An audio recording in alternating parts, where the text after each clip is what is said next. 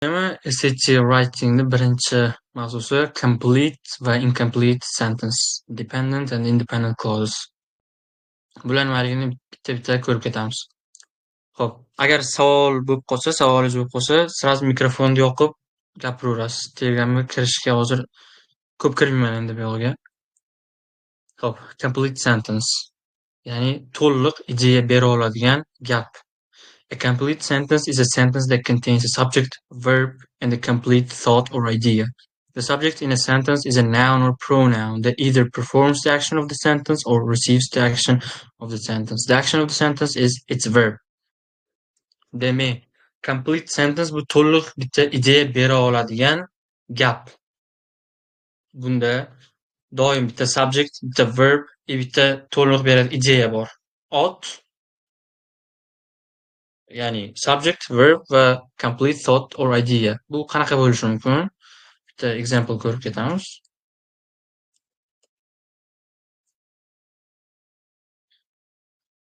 Masalan,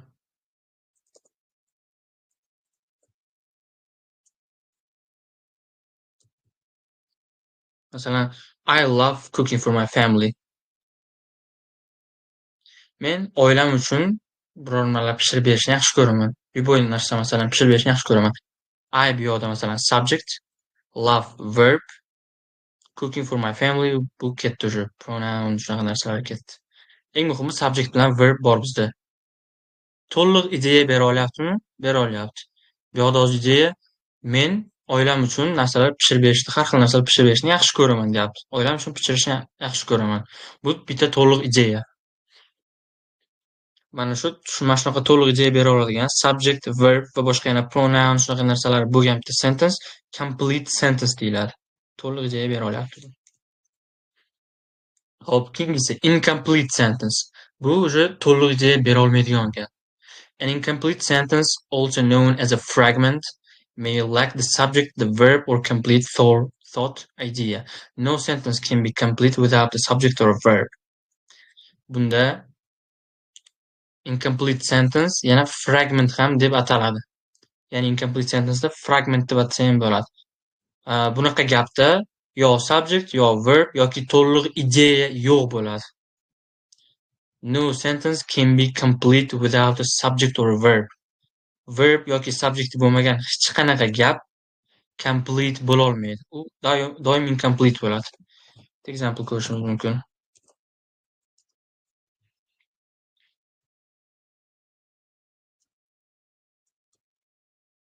Masalan,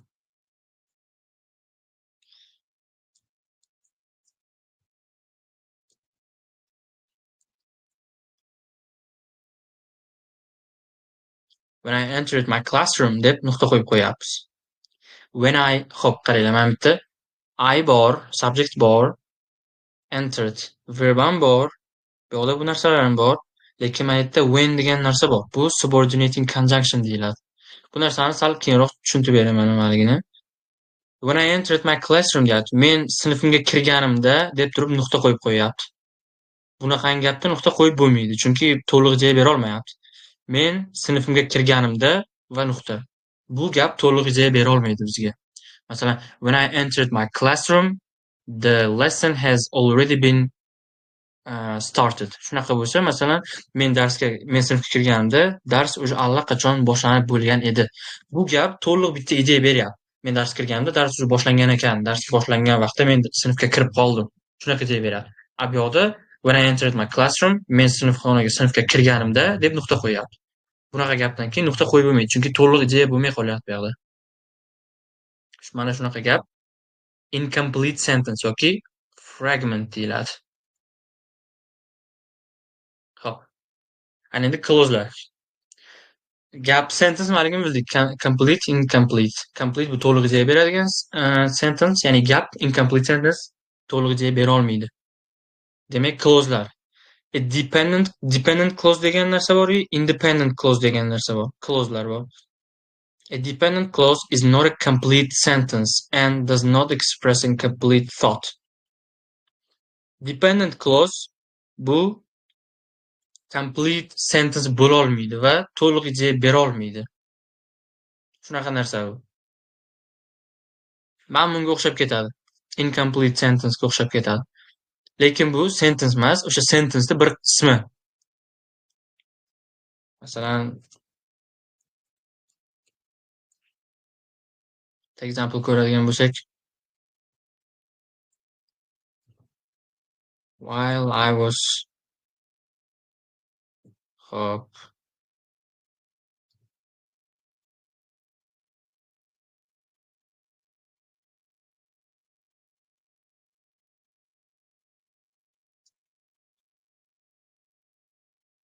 masalan, while I was strolling with my friends deyapti. Men o'rtoqlarim bilan aylanib yurgan vaqtimda degan joyi. Bu narsa to'lig'iga bermayapti, chunki yarmi qanaqadir bitta gapni yarmi bo'lib qolyapti u. Men o'rtoqlarim bilan aylanib yurganimda yana nimadir bo'lishi kerak. Masalan, while I was strolling with my friends, my mom was cooking my favorite meal. Masalan, while I was strolling with my friends, my mom was cooking my favorite meal. Men o'rtoqlarim bilan aylanib yurgan vaqtimda meni oyim meni yaxshi ko'rgan ovqatimni tayyorlayotgan edilar. Mana bu endi to'liq ideya bera oladi. Mana shu gapni, mana shu qismi bizda dependent clause hisoblanadi. Clause bu butun boshli bitta sentence emas. Mana bu narsa sentence. Mana bu joyi qizil bilan belgilangan joyi bu clause. Va bu dependent clause.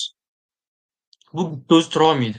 Bu dependent degan nomni sababi ham yana bitta narsa kerak bunga, yana bitta independent clause kerak bu bitta turish uchun. Dependent narsa hech qachon o'zidan o'zi bir o'zi tura olmaydi. Shuning uchun ham mana shu while I was strolling with my friends dependent clause. To'liq javob bera olmaydi, shuning uchun bir o'zi tura olmaydi. Dependent clause'ni yasash formulasi mana bitta subordinating conjunction plus subject plus verb. Xo'p, bizda mana subject I was verb va while subordinating conjunction. Sразу conjunction nimaligini ham aytib ketaman. Hop.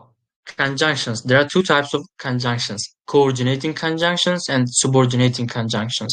Subordinating ko'rdik hozir. Subordinating conjunction mana bunaqa bo'ladi. While, when, although, because, if, until, as soon as, before, after, where, once, as, whether, unless, though, whenever va davomi ham bor, har xil. Juda ko'p subordinating conjunctionlar bor. Mana bular eng ko'p ishlatiladiganlari, eng ko'p ko'ramiz bunaqalarni biz SAT savollarida. Xo'p. Mana shunaqa conjunctionlardan birortasi qo'ysalaring va subject plus verb ham bo'lsa, bu dependent clause yasaveradi. Mana bitta aytib qo'yilgan do not confuse subordinating conjunctions with transitions. Biz subordinating conjunctionlarni clauselarni bog'lash uchun ishlatamiz. Dependent clause bilan independent clause'ni bog'lash uchun ishlatamiz. Transition esa ideyalarni bog'lab beradi. Transition masalan bitta gap bo'lishi mumkin tepada maktabimiz masalan aytish mumkin maktabimizning murabbiyi, bizga dars beradigan murabbiy meni maktabimiz futbol komandasiga taklif qildi. Keyingi gap aytish mumkin. Men bir kun oldin travma olgan edim. Oz.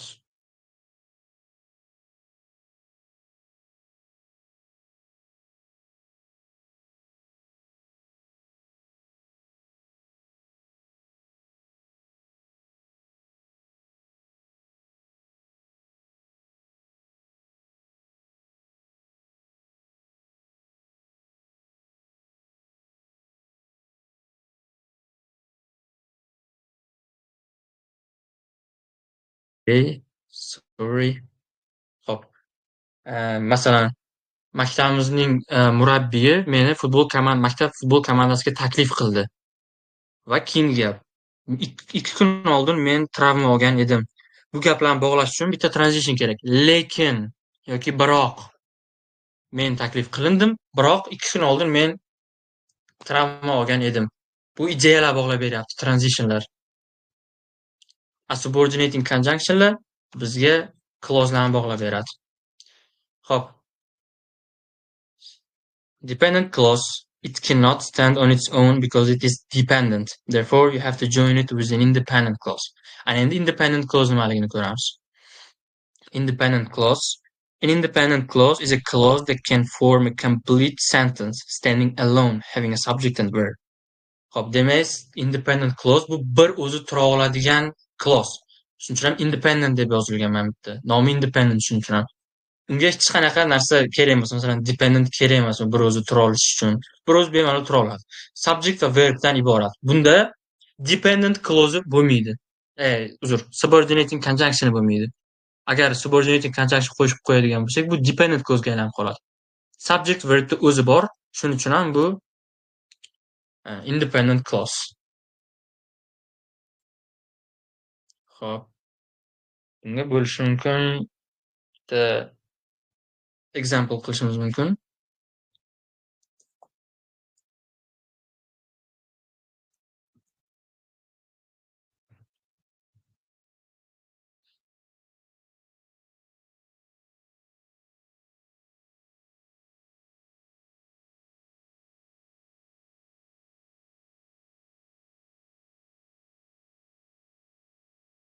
Bitta example, I adore watching football.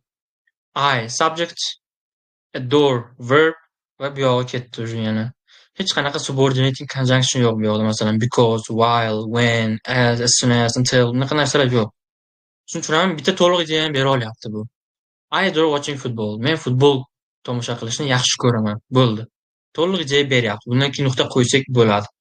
Shuning uchun ham bu independent clause. Bir o'zi tura oladi buni. Mana conjunctionlarga keldik. Subordinating conjunction tushib berdim. Endi coordinating conjunctionlar. Coordinating conjunctionlar 7 ta bo'ladi. For, and, nor, but, or, yet, so. Demak, bu conjunctionlar yaxshiroq eslab qolish uchun bunga akronim bor. Fun boys. Ya'ni har bittasini boshidagi harflari F, A, N, B, O, Y, S. Fun boys. You can use the acronym fanboys to easily remember these conjunctions. Mana shularni esinglarda qolish uchun osonroq, tezroq mana shu fanboys akronimini ishlatsanglar bo'ladi. Fanboys deganlaringda sразу miyalangga mana bu narsa keladi. Har bittasi. We need coordinating conjunctions to join two or more independent clauses. Demak, bizga bu coordinating conjunctionlar ikkita yoki undan ko'proq bo'lgan independent clauselarni bog'lashimiz uchun kerak. Subordinating conjunctionlar boya independent bilan dependentni bog'lash uchun kerak edi. Mana aytilgan. We need subordinating conjunctions to link dependent clause to an independent clause. Dependent bilan independent clause'ni bog'lash uchun subordinating conjunction ishlatamiz. Lekin ikkita independentni bog'lash uchun coordinating conjunction ishlatamiz. Example ko'ramiz.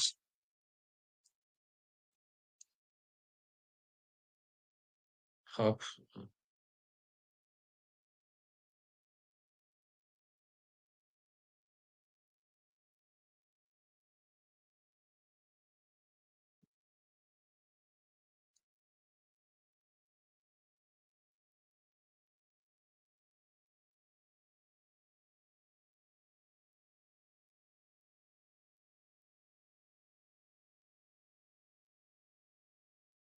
Okay.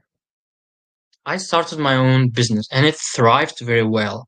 Men o'zimni shaxsiy biznesimni boshladim va u juda ham yaxshi gullab yashnab ketdi. I subject started verb va mana bu virgulgacha bu narsa independent clause. I started my own business. Bemalol nuqta qo'ysak bo'ladi. Bu bitta independent clause. To'liq ideya bera olyapti. Keyingisi it thrived very well. U juda ham gullab yashnab ketdi. It subject thrived verb. To'liq ideya bera olyapti. U juda ham yaxshi gullab yashnab ketdi deyapti. Bundan keyin ham bemalol nuqta qo'ysak bo'ladi. Demak, ikkita independent clause. Bularni birga bog'lash uchun virgul bilan andni ishlatdik. Ikkita independent clause'ni and bilan bog'ladik. Fanboysda mana ikkinchisi and. Fanboysdagi A and uchun turibdi. Va bitta narsa doim eslangdan chiqmasligi kerak. Ikkita independent clause'ni bog'layotganlaringda mana bu subordinating conjunctiondan avval doim bitta vergul bo'lishi kerak. Vergul bo'lmaydigan joylari ham bor, ularni ham hozir ko'rsatib beraman. Xo'p, yana bitta example ko'ramiz.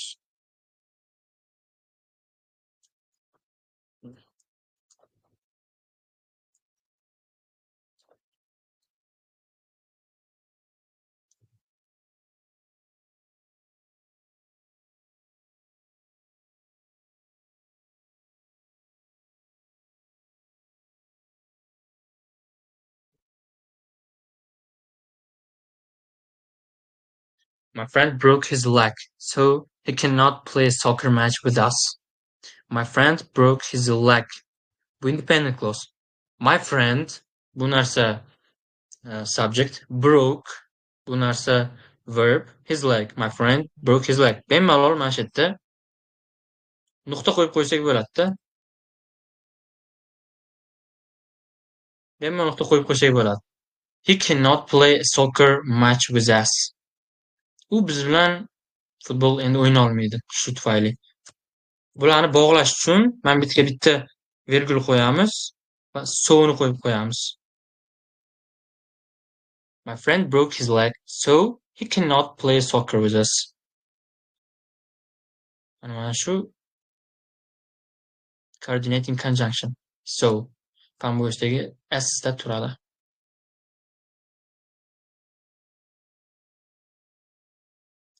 Xo'p. Bitta ana endi qachon vergul ishlatmaymiz, shu joyini ko'ramiz hozir. Bitta example topamiz hozir.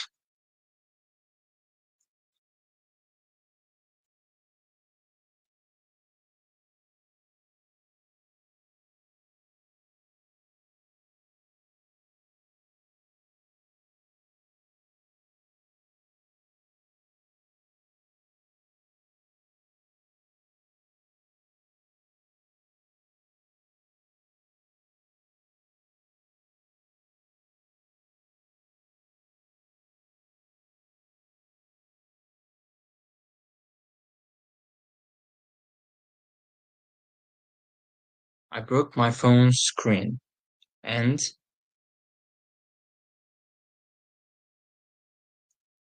I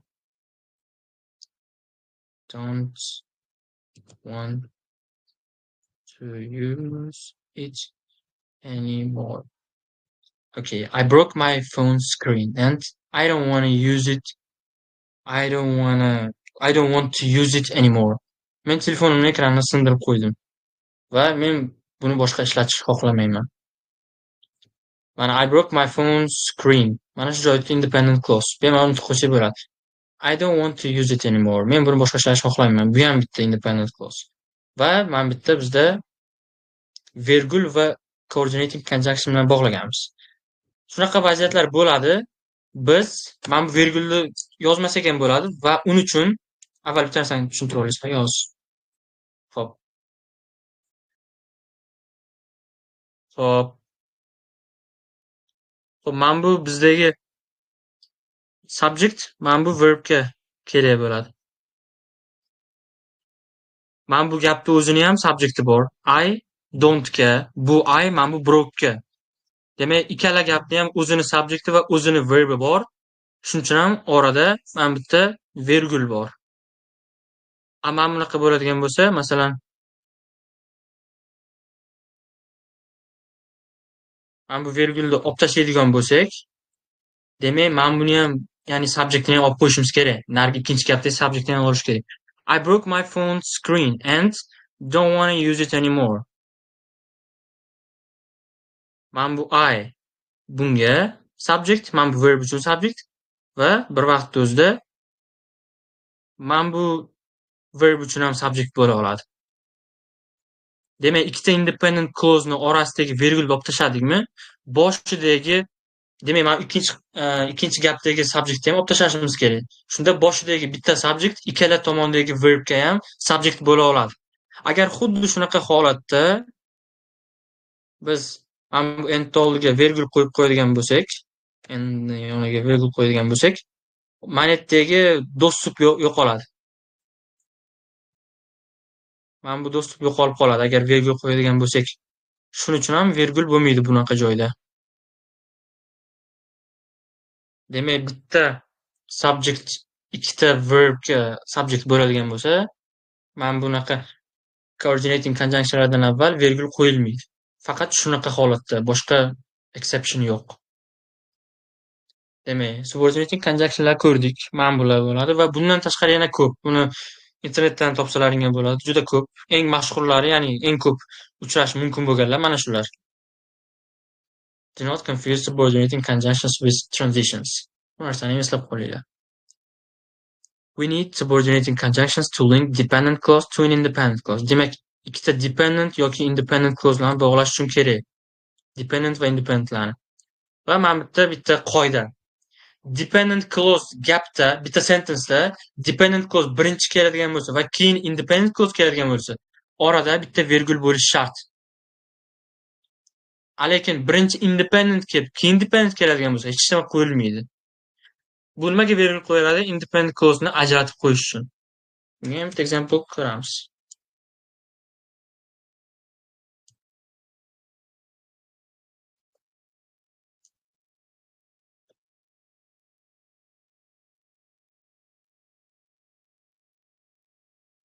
Xo'p, nima desak bo'ladi masalan?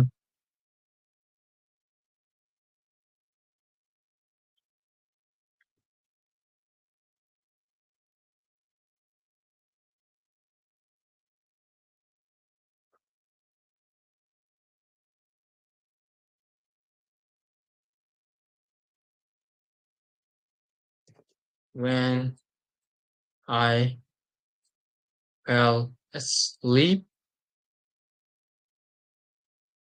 my my phone my phone's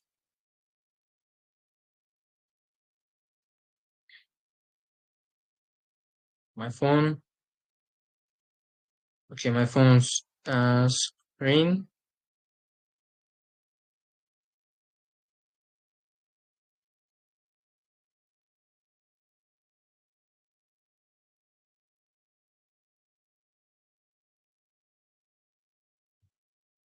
okay man sal o'xshamadim. My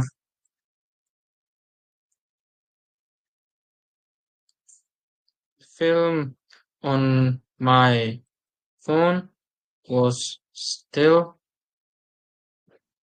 okay running deb qo'ysak ham bo'ladi. When I fell asleep, the film on my phone was still running. Men uxlab qolganimda telefonimdagi film, kino hali ham bo'layotgan edi. Bitta dependent clause mana bitta va bitta independent clause. Birinchi dependent keldi, shuning uchun ham orada bitta virgul bor mana. Dependent va independent orada virgul bor. Bizda ham xuddi shunaqa. Bitta dependent va keyin independent kelgan. Shuning uchun ham orada bitta virgul bor. Xuddi shu gapda endi joyini almashtiramiz. The film on my phone was still running when I fell asleep. The film on my phone was still running when I fell asleep. Mana shu yergacha bitta independent clause. Mana bu whendan asleepgacha bitta dependent clause. Birinchi independent clause kelgani uchun va undan keyin dependent clause kelgani uchun oraga hech qanaqa virgul yoki hech nima qo'yilmagan. Shu narsa esda turish kerak.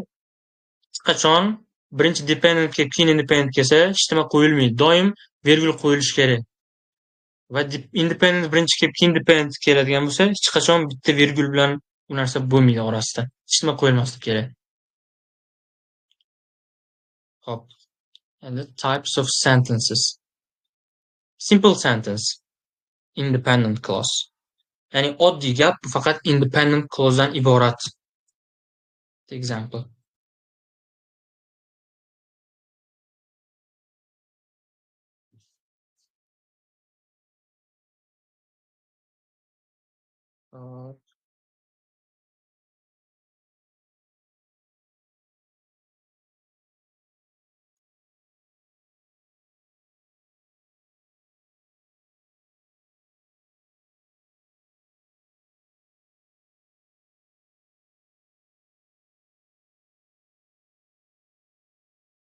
Lionel Messi won 8 Ballon d'Ors. To'g'ri shunaqa yoziladimi? Esimdan chiqib qoldi. No, okey. Lionel Messi 8ta oltin to'p yutgan. Lionel Messi bu yoqda hozir bitta subject, won bu yoqda verb va bitta to'liq ideya beryapti. Demak, bu independent clause. Simple sentence shunaqa bo'ladi. Bitta independent clause'dan iborat. Complex sentence. Bu dependent va independent yoki independent va dependent. Ya'ni mana bular, любой bittasi. Mana shulardan любой bittasini qo'yaversak bo'ladi o'rniga.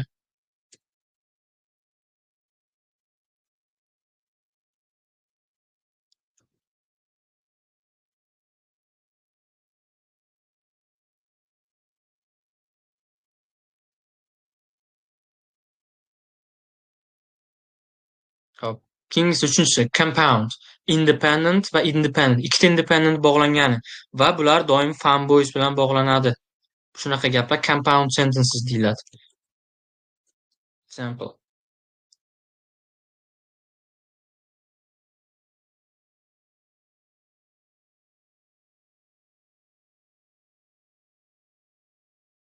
Hop. Example.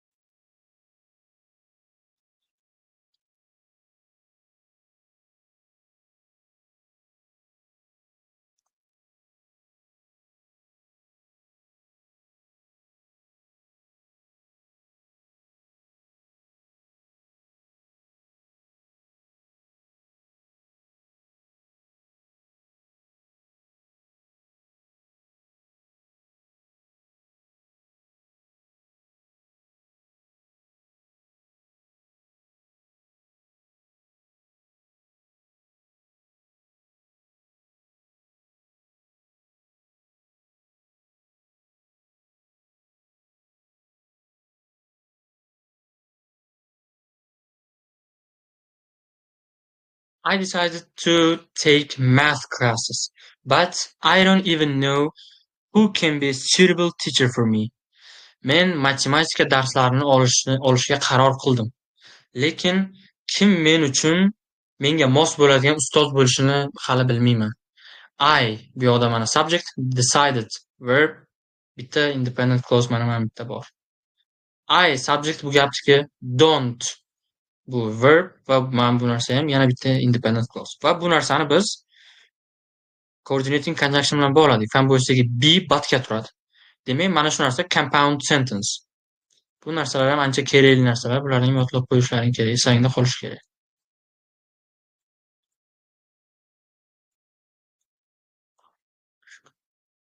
Xo'p. Mana bu narsa ham kerak bo'ladi sizlarga. Until, before, since, for. Xo'p, bu narsalar nimaga kerak? Untildan keyin noun yoki time expression keladigan bo'lsa, bu narsa prepositionga aylanib ketib qoladi. Va prepositiondan keyin doim vergul qo'yilishi kerak. Va prepositiondan keyin independent clause bo'ladi. Masalan, before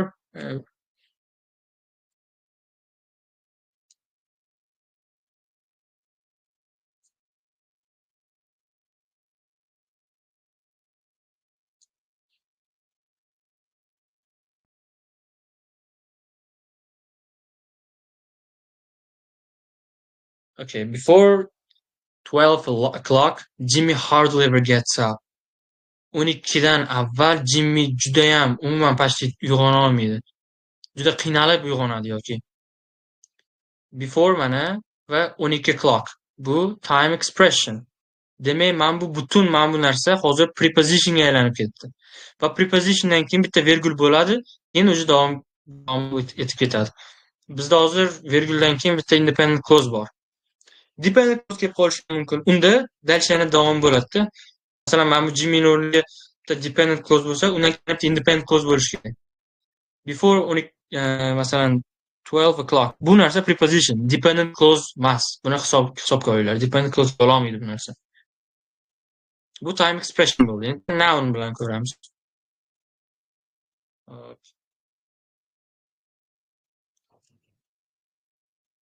After work.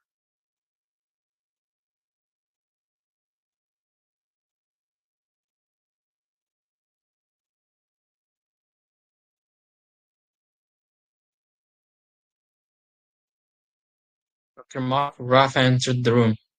Markdan keyin Rafa xonaga kirdi. Masalan, Mark bu noun, ism, noun bo'la oladi. Noun bo'lganda demak preposition. Demak, mana bu after Mark, butun mana shu after Mark o'zi prepositionga aylandi. Rafa entered the room. Bu independent clause. Mana shunaqa holatda mana bu joylar preposition hisoblanadi. Lekin bunaqa joyi bor. Until, before, after, since, for. Bular bilan birga subject plus verb kelgan bo'lsa, mana bu narsalar уже subordinating conjunctionga aylanib ketadi. Hop. Boyagi narsani qilamiz. Masalan, before it is 12 o'clock, Jimmy hardly ever gets up. Mana bu yerda before 12 o'clock degandik. Mana bu yerda before it is 12 o'clock deyamiz. Before bor va it bu yoqda subject, is bu yoqda verb. Before it is 12 o'clock. Demak, bu narsa уже subordinating conjunctionga aylandi. Bu yoqda time expression emas, сразу subject plus verb bo'lyapti. Shuning uchun ham subordinating conjunctionga aylandi mana bu narsa. Va bu yoqda yana bitta verb yordamida.